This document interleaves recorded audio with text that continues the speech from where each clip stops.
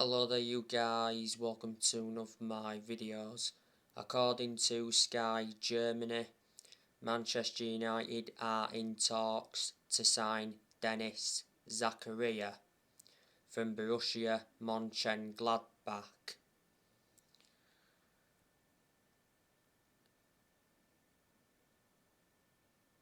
Dennis Zakaria's agents had conversations with Manchester United back in December. Fabrizio Romano has said that Manchester United have not yet made a bid for Zakaria, but the player is appreciated by Ralf Rangnick.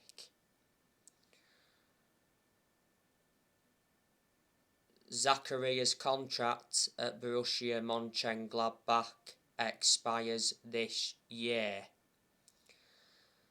He's been at Borussia Mönchengladbach for 5 years. They got him back in 2017 from Young Boys. They paid around €10 million.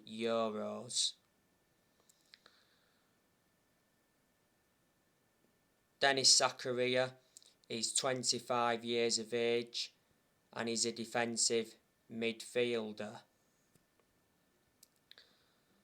So could he be the first signing of the Ralf Rangnick era? Now I want to give you some news on Marcus Rashford. So Marcus Rashford prepares to open contract talks with Manchester United. Rashford has 18 months left on his current £200,000 a week deal.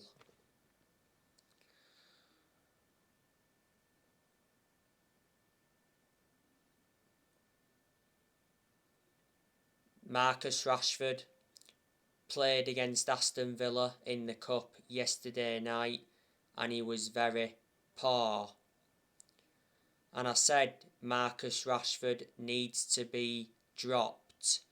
Ralf Rangnick admitted that he doesn't know why Marcus Rashford is struggling. Rangnick said that Marcus Rashford looks good in training. Rashford's been very poor since he come back from that shoulder problem. He hasn't been the same player. Rashford missed the first 2 months of the season with that shoulder problem.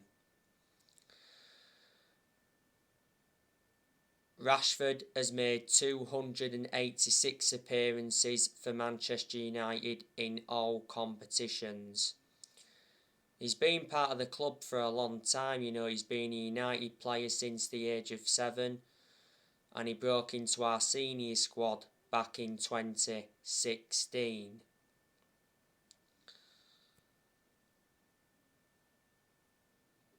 Revert back to earlier on this season, reports from Spain said that Marcus Rashford could leave Manchester United. It said Barcelona and PSG were said to be interested.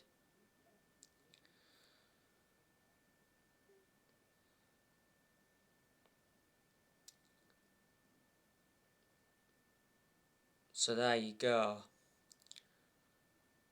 On my last video I gave you the news on Cristiano Ronaldo. Cristiano Ronaldo missed Manchester United's FA Cup third round tie against Aston Villa due to a minor muscular problem, but Rangnick confirmed that the injury is not too serious.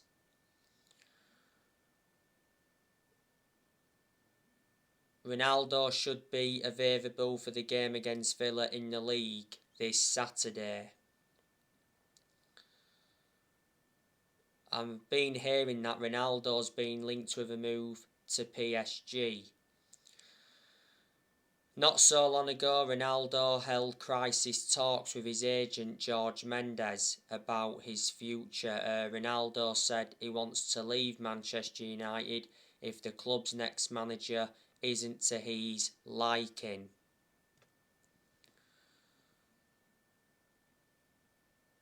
Earlier on in the season, Ronaldo came out and said that I'm not happy at Manchester United.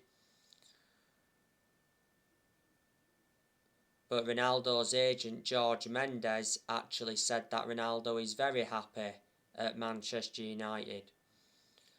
You know, since Ronaldo re-signed for Man United, he's scored 14 goals in all competitions and he's scored over 800 goals in his career.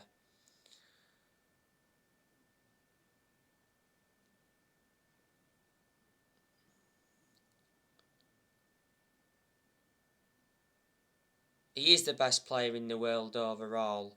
He's won over 30 trophies in his playing career, including 5 Ballon d'Ors.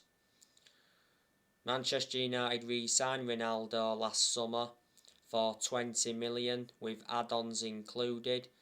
Ronaldo wears a number 7 shirt and he's got a contract with Man United until 2023. There's an option of a further year. Man United have relied on Ronaldo far too much though since he re-signed. You know, he's saved us a few times this season, so disregarding Ronaldo, Manchester United would be in a worse position than they're in now. Ralf Rangnick. You know, he's been Manchester United's interim manager for over a month now. He's lost one game so far as Manchester United manager. You know, last week Manchester United lost 1-0 to Wolves at Old Trafford. That was the first time Wolves won at Old Trafford since 1980.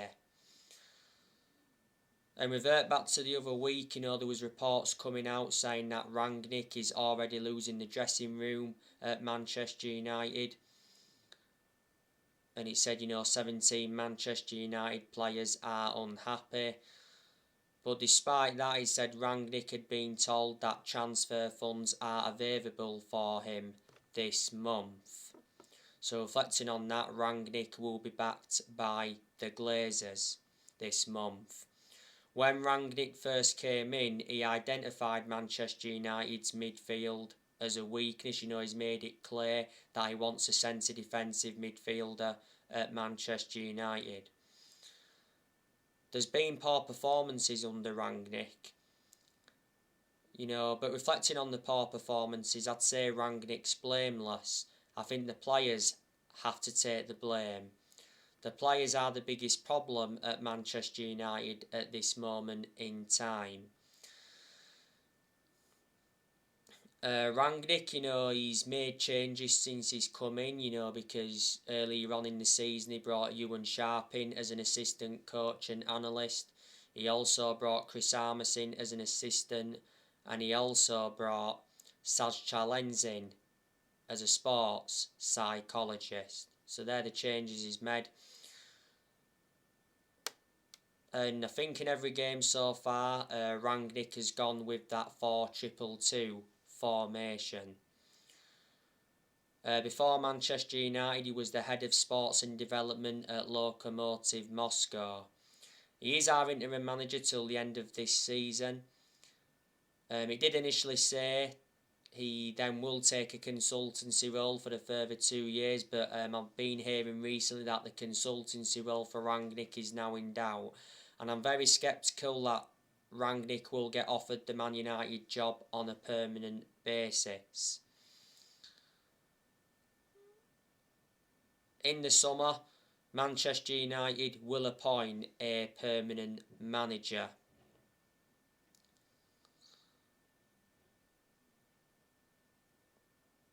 There's a good chance that Mauricio Pochettino will be our next permanent manager. Because the Manchester Evening News said last week that Mauricio Pochettino to Manchester United is almost done. He said Pochettino wants Manchester United and Manchester United want Pochettino. And Pochettino will leave PSG by June at the latest.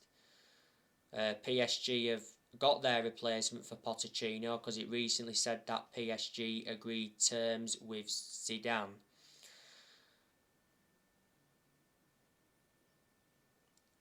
Earlier on this season, he said Man United were prepared to pay the 10 million compensation fee for Pochettino, and Mauricio Pochettino came out a few times and he said, I'm happy at PSG, and he said he wouldn't let the Man United rumours distract him. I think Pochettino has won a French Cup at PSG. Revert back to when Manchester United sacked Jose Mourinho. Manchester United should have got Pochettino then, but the club decided to go with Solskjaer instead. He's a good manager, Pochettino, even though he's hardly won anything. I think if he came to Man United, he'd suit the strappings of the club, and he'd get the best out of these group of players.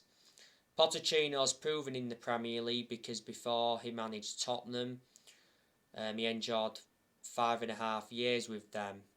He got Tottenham to the Champions League final for the first time back in 2018, and at one point he almost won the league when he was Tottenham manager.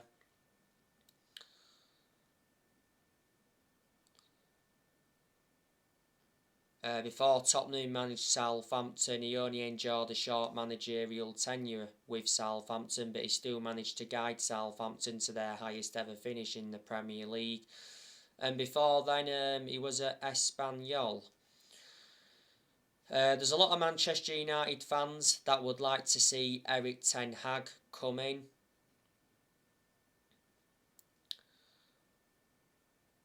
You've got to admire the work that Ten Hag has done at Ajax. He's won a couple of titles with them. Revert back to 2019, he got Ajax to the Champions League semi-finals.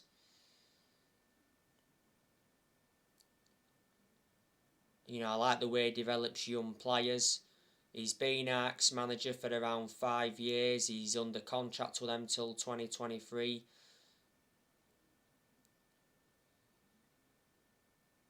Before Ajax, he managed Utrecht. Before then, he managed Bayern Munich's reserves. And before then, he managed Go Ahead Eagles. Was it last week, though, it said Erik ten Hag was leading the race to become Manchester United's next manager. Man United are looking for the 5th permanent manager since Ferguson. Manchester United have sacked 4 permanent managers since Ferguson. We sacked David Moyes, Louis van Gaal, Jose Mourinho, and last year Manchester United sacked Ole Gunnar Solskjaer. And Man United are not really known as a sacking football club.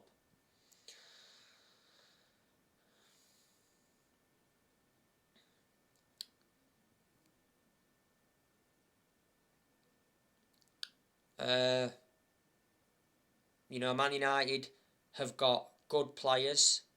We've also got some inconsistent players as well. So look who we've got. We've got David De Gea. That's a very, very good goalkeeper. De Gea deserves credit because he's done really well this season. He is now back to his best. De Gea saved Manchester United quite a few times this season. De Gea made some good saves in the game against Villa in the Cup yesterday night. De Gea is planning to spend many more years at Manchester United. He's already been a long servant at Manchester United. This season is De Gea's 11th season at the club. De Gea's been with us since the Sir Alex Ferguson era. De Gea has won everything domestically at the football club, and he's made over 500 appearances for Man United in all competitions. He's got under 2 years left on his contract, and he receives £375,000 a week. Revert back to last summer, De Gea reclaimed that number 1 spot back as he decided to cut short his holiday by 2 weeks. We got De Gea from Atletico Madrid back in 2011. I think Man United paid around, 17-18 million, something like that. We've got Dean Henderson. That's a pretty good goalkeeper. But Henderson doesn't get in goal much now because, like I've just mentioned, last summer De Gea reclaimed that #1 spot back. Henderson has only made 2 appearances this season. I thought he would have been in goal for the game against Villa in the Cup yesterday, but he wasn't. De Gea was in goal for the game against Villa in the Cup. Henderson wasn't part of the squad for the game against Villa. Henderson wants to leave Manchester United, but Manchester United will not let Dean Henderson leave in January. Ralph Rangnick has confirmed. Earlier on this season, Henderson had COVID for a while. Henderson regrets signing a new long-term contract at Man United. Was it before the start of last season? He signed a 5-year contract to Man United with an option of a 6th year. Henderson's got that experience behind him because he endured 2 successful loans with Sheffield, and he's had other loan spells before with Stockport, Grimsby and Shrewsbury. Man United have also got Tom Heaton. I haven't had much of a perception on him. Tom Heaton made his first team debut in the 1-1 draw against Young Boys earlier on in the season at Old Trafford. He came on in that game. Before the start of this season, Heaton went in goal for the pre-season games, and to be fair, he did well. Tom Heaton is our 3rd choice goalkeeper. Manchester United got Tom Heaton on a free transfer from Aston Villa. Heaton signed a 2-year contract with an option of a 3rd year. Manchester United have also got Diego Dalot. Dalot's had some good games this season, especially under Rangnick. Dalot's actually appeared to be our first choice right back under Rangnick. Dalot obviously played yesterday against Villa in the Cup.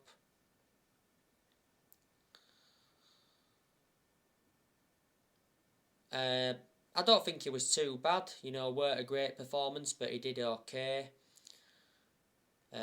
Picked up an injury in the first half yesterday night, but continued, and Dalot got a yellow card in the game. I think Dalot could leave Manchester United this year. Last season he had a loan spell with AC Milan, so reflecting on that, he gained some experience. Manchester United got Dalot from Porto for around £19 million. We've also got Wan-Bissaka, another right back. I think he's good when he wants to be, but I think he's enjoyed a lot of poor games this season when he's played. He didn't play against Aston Villa in the Cup, but Bissaka played against Wolves last week. And I think he also played in the 3-1 win against Burnley. Bissaka is good defensively most of the time, but it's the attacking side of his game that lets him down. There's aspects of Bissaka's game that's got to improve. He's got to get forward more, his crossing's got to improve a bit more, and his positioning has to improve as well. Manchester United got Bissaka from Crystal Palace back in the summer of 2019 for £50 million. Don't forget, earlier on this season, Bissaka got banned from driving for 6 months.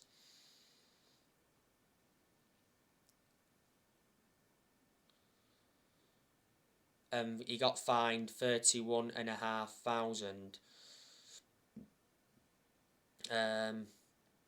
Got quite a few centre-halves in our team. Obviously, we've got Raphael Varane. He's a very good centre-half. Most of the time when he plays Varane, he seems to make a difference. Varane played against Villa in the Cup recently, and I thought Varane played very well. Defensively he was good, and he made some interceptions. I think that's the first game Varane's played well in since he come back from that hamstring injury. Varane, I thought, was poor against Wolves last week. He would look lethargic and he was caught out of position a few times.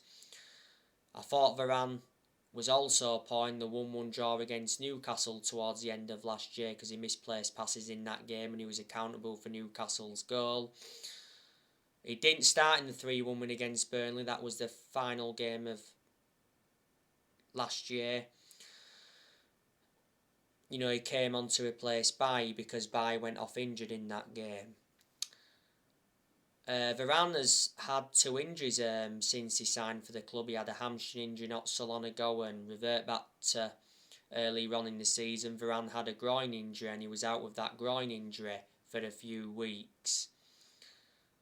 You know, Manchester United got Varane for 41 million with add-ons included. Man United paid around 34 million up front. He's got a contract with the club until 2025. There's an option of a further year.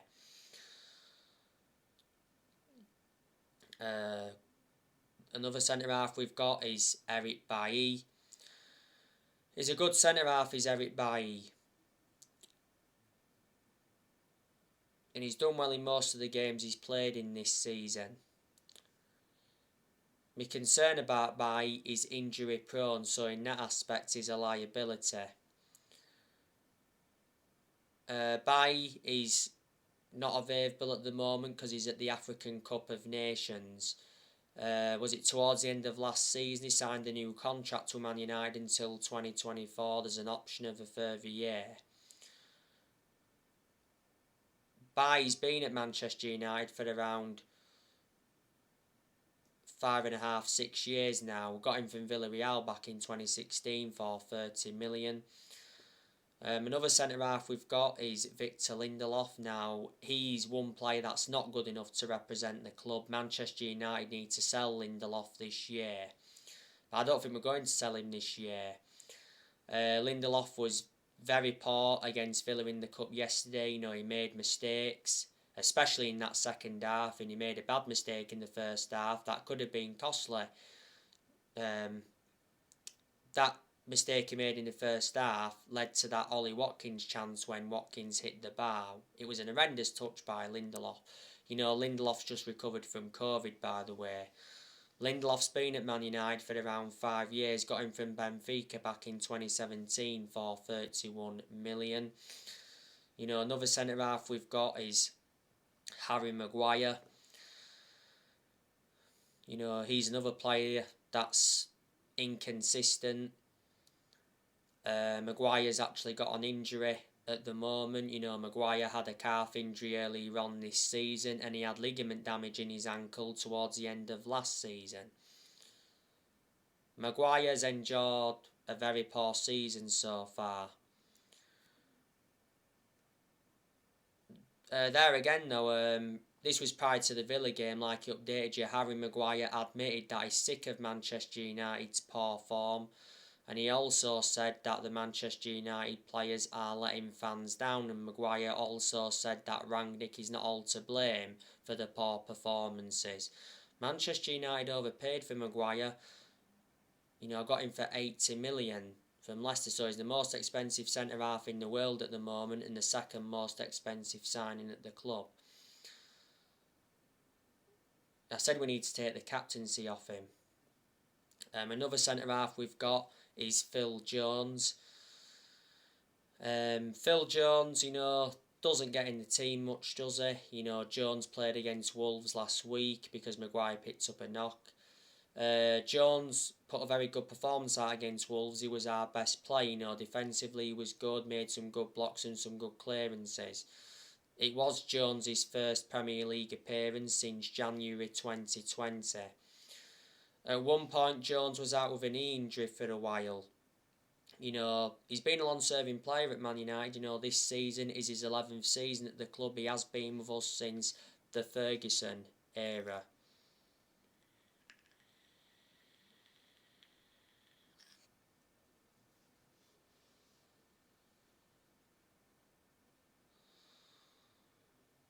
So there, the centre-halves Man United have got.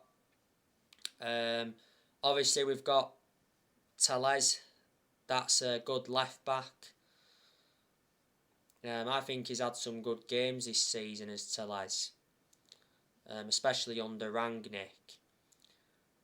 Telles hasn't played the last, 3 games is it now? Well, he hasn't started the last 3 games. Rangnick's decided to start Shaw. The reason Manchester United brought Telles in was to provide competition for Luke Shaw. Earlier on this season, Telles had an injury. Man United got Telles from Porto back in 2020 for 15.4 million with add-ons included. Do you think Telles will leave Manchester United this year? I hope he doesn't, because he's a good left back. The other left back we've got is Luke Shaw. Luke Shaw is a good left back overall, but Luke Shaw's endured a lot of poor games this season when he has been fit. He's had some injuries this season. He's injury prone, is Shaw, which is a concern. But I'm shocked that he's been poor in a lot of games this season, because revert back to last season, Luke Shaw was very good.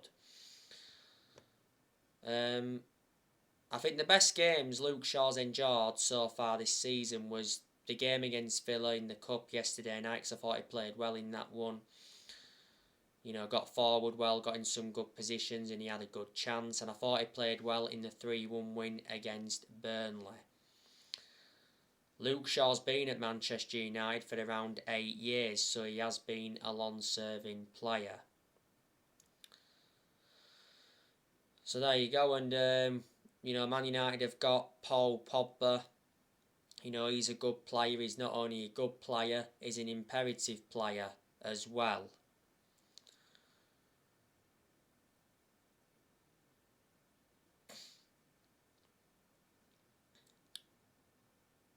Prior to the Villa game, Rangnick gave us an injury update on Paul Pogba. He said Pogba is out for at least another 4 weeks.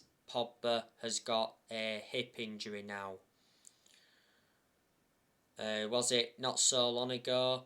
Paul Pogba denied being offered a new Manchester United contract. The Sun said the other week that Manchester United offered Paul Pogba a new £500,000 a week contract. That would have made Pogba the highest paid player in Premier League history. Pogba's out of contract at Man United in the summer. If he does leave this year, it will be this summer. It won't be this month. Pogba has made 212 appearances since he re-signed for the club, and he's scored 38 times. This season is his 6th season at Man United since he re-signed. He's won 3 trophies at the club so far, and Manchester United paid £89 million for Paul Pogba, so reflecting on that, he's our most expensive signing at the moment. And we had Pogba when he was a lot younger under the Ferguson era, but had to let him go due to limited appearances. So Pogba's one of the midfielders we've got. We've also got Scott McTominay. Now, he's had his good games at Man United, he's had his bad games, so I'd say he's an average player. He's certainly not a world-class player. But you know what, in the last few games, I think McTominay's actually been impressive. McTominay was man of the match in the game against Villa in the Cup yesterday. McTominay scored the only goal of the game. It came from a header. Good header as well from McTominay, and it was a good cross by Fred to pick out McTominay. McTominay scored 2 goals so far this season. McTominay can't play against Villa in the league this Saturday because he's suspended. McTominay has been part of the club for a long time. Revert back to 2020, he committed his future to the club, McTominay, because he signed a 5-year contract. Another midfielder Manchester United have got, and that's Fred. Now, I don't think Fred is good enough to represent the club. I've always had my reservations about Fred, and I've heavily criticised him before so many times.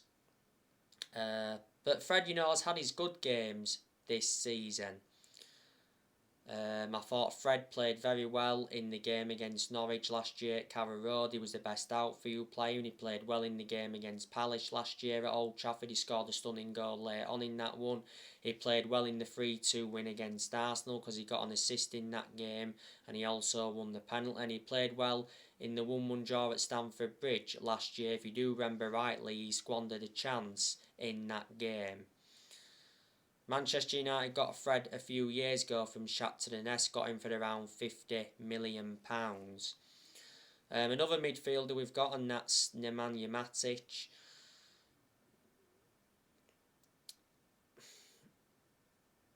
Always had my reservations about Matic because he's always been a static midfielder, plus he's aging up and that. But despite that, he's had his good games at Manchester United as Matic.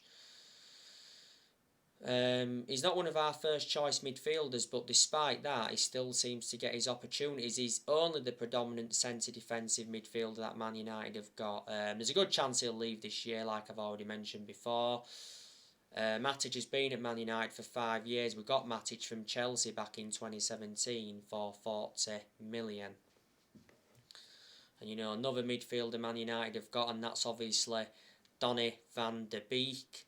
Now, Donnie Van Der Beek is a good player, but I haven't had a great deal of a perception on him at Manchester United because Donnie Van Der Beek has not been given enough opportunities. He didn't get enough opportunities under Solskjaer, and he hasn't been given enough opportunities under Rangnick. He's only started one game under Rangnick. When we got Rangnick, I thought, Van Der Beek was going to get the opportunity he was demanding under Solskjaer. Van Der Beek will leave this year. He'll leave in the summer because I have been hearing that he's not allowed to leave Manchester United this month. Van Der Beek remains keen on leaving Manchester United in this January transfer window because not so long ago Van Der Beek held talks with Ralf Rangnick to discuss his future. The other week it said Van Der Beek had a bust-up with his agent. Van Der Beek didn't start yesterday against Villa in the cup. I thought he would have done, but he didn't. But he came on in the game and he made an impact. So it just proves the difference he makes when he plays. Van Der Beek's only managed to score 2 goals for the club, and he's been a Manchester United player for 2 years, or almost 2 years now. We got Van Der Beek for 40 million with add-ons included. He's got a contract with Man United till 2025. There's an option of a further year, and he's versatile. He can play in 3 different roles. Another one of the midfielders we've got, and that's obviously Bruno Fernandez. He's a good player, is Bruno Fernandez. He's one of the best players we've got, and he's one of the best signings we've made since Ferguson retired. Fernandez, though, has actually been poor this season, and I'm shocked in that aspect because last season he was very, very good. Fernandez was very quiet in the game against Villa yesterday. We've also got Jesse Lingard. He's not good enough to represent the club. Lingard doesn't get in the team anyway now. A good chance he'll leave this year. So there you go, and we've also got Mason Greenwood. He's a talented player. We've also got Anthony Elanga. He looks a good asset to the first team squad. He's made quite a few first team appearances now. Came on yesterday against Villa and made an impact, didn't he? Elanga's been part of the club for a long time. Came up our academy, joined Man United's academy at the age of 12, didn't he? I'm hearing that he could be going out on loan to a championship team. Towards the end of last year, Elanga signed a new contract with Man United till June 2026 as an option of a further year. We've also got Amad Diallo as well. I'm hearing that we're loaning him out. I haven't had a great deal of a perception on him because he doesn't get in the team much. We've got Sancho as well. He hasn't been good enough so far, but it does take some players time to settle in. Like I said, we've got Ronaldo, best player in the world overall. We've got Marcus Rashford. We've got Juan Mata. Doesn't really get in the team. We've got Cavani. That's good as well. Cavani will be leaving Man United in the summer because Rangnick revealed that Edison Cavani wants to stay at Man United until the end of the season, and we've also got Anthony Martial as well, and he's not good enough to represent the club. So there you go. So anyway guys, that's everything to update you with. Drop your comments, likes below on the channel if you do. Consider subscribe as always, and take care. God bless. See you all again very soon.